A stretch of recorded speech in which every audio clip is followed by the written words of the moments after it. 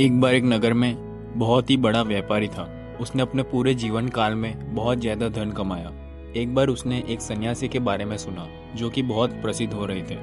तो उसने सोचा कि पैसा तो मैं कमाता ही रहता हूँ, तो चलो एक बार सन्यासी से मिल के आया जाए। तो वो सन्यासी से मिलने की तरफ चल पड़ा।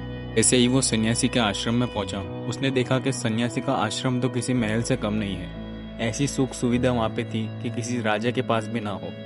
हाथ पंखा करने के लिए, पैर दबाने के लिए लोग उनके पास आ रहे थे। तो वो व्यापारी ने कहा कि ये कहाँ से सन्यासी है, ये तो ऐशो आराम करने वाला एक आम इंसान है। फिर वो व्यापारी सन्यासी के पास गया और बोला, आप कैसे सन्यासी हो?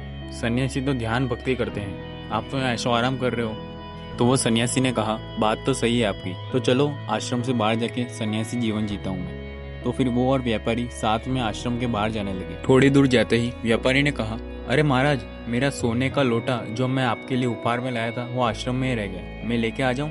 तो फिर उस सन्यासी ने कहा, यही फर्क है तुम में और मुझ में। मैं किसी भी चीज को बिना आसक्त हुए पा सकता हूँ, बिना आसक्त हुए छोड़ सकता हूँ, इसलिए मैं सन्यासी हूँ। सन्यासी का मतलब ये नहीं होता कि जंगल चले जाओ, सन्यासी जीवन जियो। सन्यासी का मतलब ये होता है जो भीतर आत्मन से सन्यासी है, वही असली सन्यासी है।